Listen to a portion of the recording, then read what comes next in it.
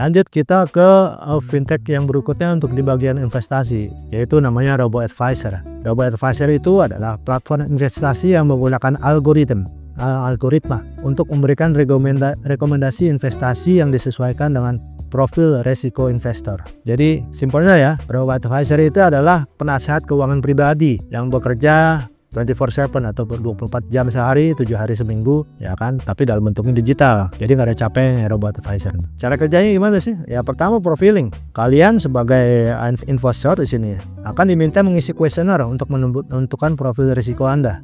Usia, tujuan keuangan, toleransi risiko, jangka waktu investasi itu salah satu yang ditanyakan.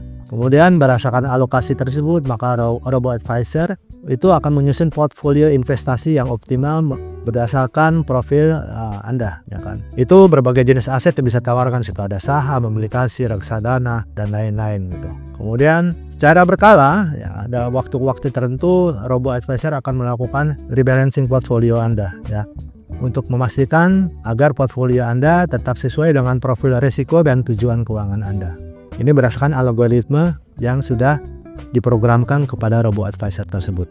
Apakah kelebihannya dan kekurangannya? Kelebihannya yang terutama adalah pertama terjangkau. Biasanya biayanya lebih rendah dibandingkan dengan menggunakan jasa penasihat keuangan tradisional. Kemudian kustomisasi atau customize, ya, bisa disesuaikan dengan berbagai kebutuhan dan preferensi individu. Kemudian yang selanjutnya kelebihannya adalah transparansi. Ya, kalian bisa melihat secara detail komposisi portfolio dan kinerja investasi Anda setiap saat, real time. Kemudian yang keempat adalah aksesibilitas.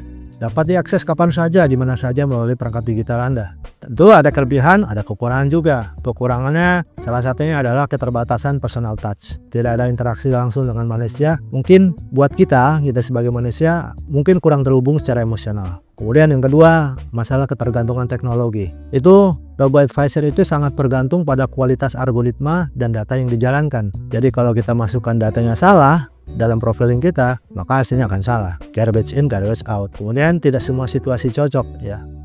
Mungkin untuk investor yang memiliki kebutuhan investasi yang sangat kompleks atau menginginkan pendekatan yang sangat personal gitu ya, Robo-Advisor tidak cocok.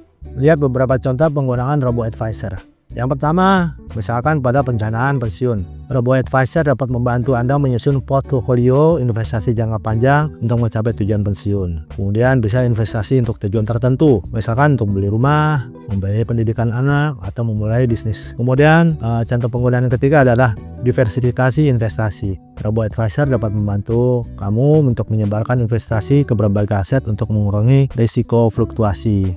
Contoh fintech investasi yang berikutnya adalah crowdfunding. Crowdfunding itu adalah platform yang memungkinkan individu atau perusahaan untuk mengumpulkan dana dari banyak orang, dari crowd atau banyak orang untuk membiayai proyek atau usaha. Ini crowdfunding ini adalah salah satu inovasi dalam dunia keuangan yang memungkinkan siapa saja untuk mengumpulkan dana secara kolektif melalui platform digital. Itu tujuannya bisa untuk membiayai proyek atau usaha atau mengembangkan suatu ide dan lain-lain banyak. Cara kerjanya otomatis. Pertama, kalian mempunyai ide atau proyek, ya kan.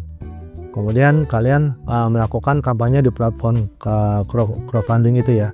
Itu bisa menampilkan detail proyek, tujuan penggalangan dana, jangka waktu kampanye, ya. Kemudian orang-orang yang tertarik dengan proyek tersebut dapat memberikan donasi atau investasi sesuai dengan jumlah yang mereka inginkan. Apabila target dana tercapai, ya kan, maka dana akan disalurkan kepada si pembuat proyek atau pembuat ide. Jika tidak tercapai, biasanya dana yang terkumpul akan dikembalikan kepada para donatur atau para investor tersebut.